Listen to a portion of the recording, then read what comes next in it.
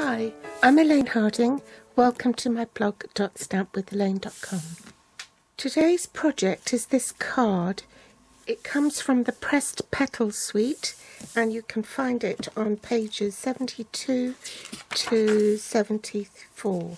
I'm using the Path of Petals photopolymer set and the petal label dies. There are 3 dies in the set. This large one, a smaller filigree one and a small oval. So we'll be using these 2 today. My card base has been cut at 8 1/4 inches by 5 7/8 inches. In metric that's 14.85 by 21 centimeters and folded in half. We're using it in the landscape orientation. We'll need a scrap of crumb cake to cut out a stitched nested label. I'm using the second largest one. A scrap of Rococo rose to die cut the label and a piece of very vanilla card insert 5 1/2 inches by 3 3/4 inches. In metric that's 14 centimeters by 9.5 centimeters, and some very vanilla scrap to cut out the sentiment. I'm also using the Pressed Petals Specialty DSP, which is a lightweight paper. There are 24 sheets in the pack, measuring 12 by 12 inches or 30.5 by 30.5 centimeters. There are 4 each of 6 double-sided designs. This is one side and that's the other side. And then there is one sheet which has specially designed papers which will cut up and can be used for card fronts.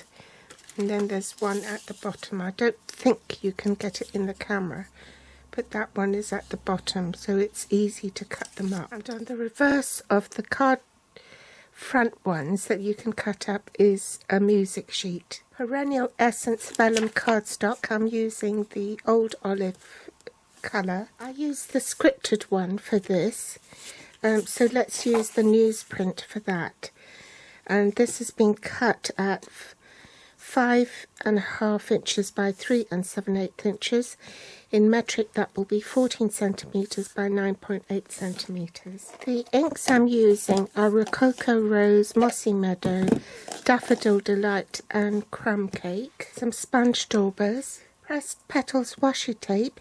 It comes in a pack with 2 reels, but we're only using the petal one. Leaf punch and a 1/2 inch circle punch. Rococo Rose scallop linen ribbon and the gold faceted gems. The Settles 3D embossing folder.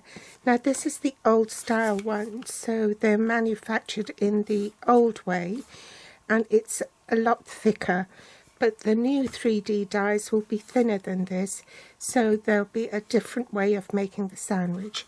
For the old style dynamic embossing folder, you still need your Big Shot platform. The embossing folder, you put your cardstock in and then one plate and you run it through the Big Shot. This is the new dynamic embossing folder and you can see it's a lot thinner than this one.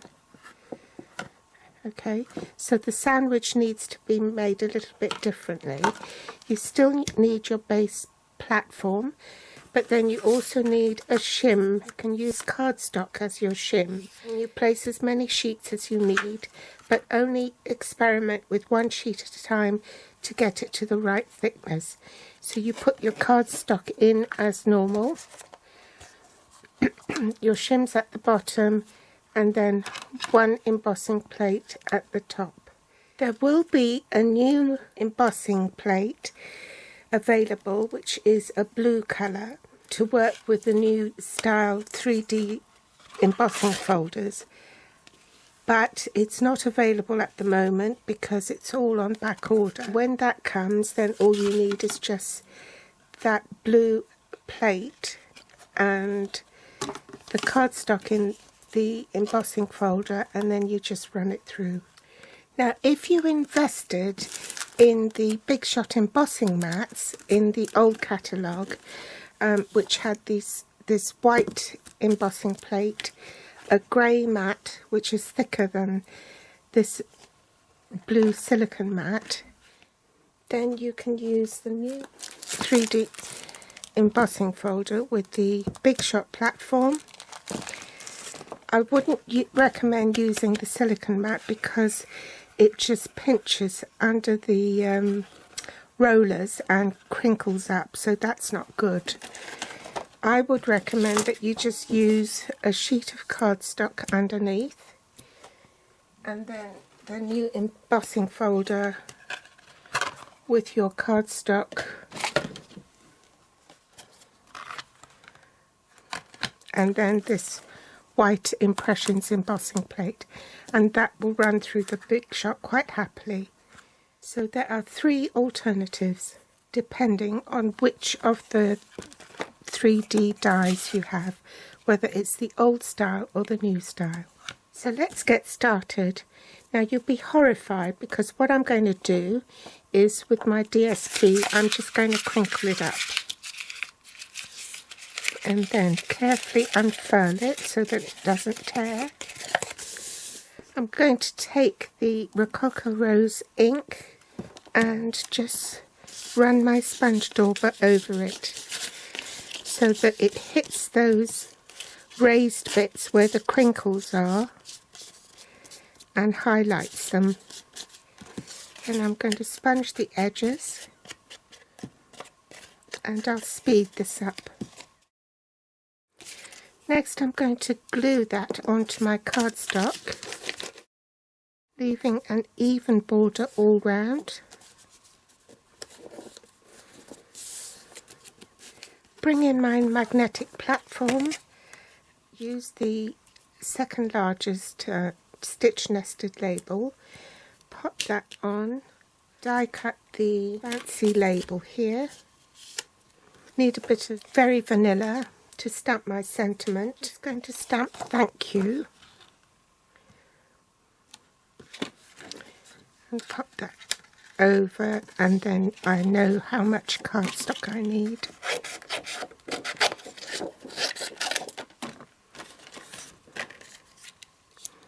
Pop that on, secure it with washi tape, top cutting plate, and I'm ready to run it through the Big Shot, so I'll do that off camera. So there are my die cut pieces. I'll set these to a side and we need to emboss that. Now this is the old style embossing folder, what they used to call the dynamic embossing folder. So I'm going to pop that in and I'll use my old style sandwich. So that will be the basic Big Shot platform, the dynamic embossing folder with cardstock inside, and one acrylic plate. And I'm ready to run that through the Big Shot, so I'll do that off camera and I'll be back. Next I'm going to sponge the edges of my cardstock, and I'll speed this up. I'm just going to snip off some ribbon.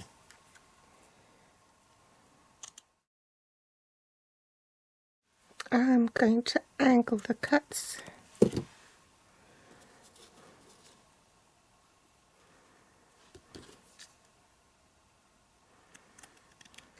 And I'm just going to put a bit of double-sided tape on the back of each. I've removed the backing tape from it. Pop some dimensionals on the back of the card. Centre that onto my card front, then I can pop the ribbon in underneath. By doing it this way you don't waste as much ribbon because you're not going to see the bit that goes at the back anyway. More dimensionals on the back of this. Pop that on. Centre it. I've applied adhesive to the back of these fine tips, and I'm just scraping away some of the excess glue so that it doesn't seep onto the card. Pop that Now I'm going to use the 1/2" circle punch to punch out a base to put my petals on. Now when you're taking the petals off this washi tape, you look for a full one. This is a full one, and then if you just peel it back from the top, then you can pop it onto your 1/2" circle. So I'll speed this up as well. Then I'll lift the washi tape from work surface and take the largest of my faceted gems, pop it in the middle. Then I'll put a little bit of talcum powder on my hand and lift that up. Cover the base so you don't get powder on that, and then just work the petals round so it stops the rest of the washi tape from sticking to the card base. Next, take your leaf punch and the vellum cardstock and punch out 2 leaves, 2 sets of leaves. Put a bit of adhesive on this little spot here. Attach it to your project. Hold it there for a second until it bonds. Now the vellum cardstock has a shiny side and a non-shiny side, and I want the shiny side to show, so I'm going to put the glue dots on top and at the bottom so that I make sure it sticks to something. Pop that there and pop one down the bottom as well. So top, no, bottom and top. It's like getting my left and right mixed up. There you go. And one in there. Now we can stamp the inside of the card, and because they're photopolymer stamps, I'll put a mat underneath to act as a cushion. I've mounted my stamps on a D block. Now it's easier to stamp the flower first. So I'll stamp the flower in Rococo Rose. How I established which was the top and which was the bottom of the stamp was by looking at the stamp set. So that's the bottom and the top. Okay, ink it up and stamp. Now with the leaf one, it's easier to see it from the image here on the stamp set. So you want to line that up with the bit here, and then the rest will follow. So ink that up in the mossy meadow, and I'll just make sure that that's lined up with that flower there, and you see how the rest follows. Now I've switched ink pads, and similarly with this stamp here, this one, I've lined up the stamp so on the block so that it follows the pattern on the stamp set. And line up this bit of the stamp. See where the 2 top leaves here look as though they've got a gap, and it's the same gap as the flower here. So if you line that up with that, it will the rest will follow.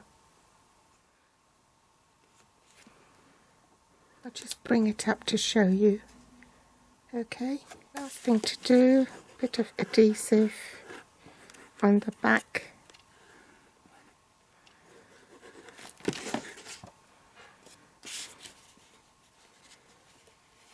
Pop it inside your card, leaving an even border all round. And there's your finished card. So I hope you've enjoyed today's tutorial. Thanks for joining me today. Please subscribe if you haven't. I'll be really grateful. You'll find the supply list below this video if you scroll down. Until next time, bye.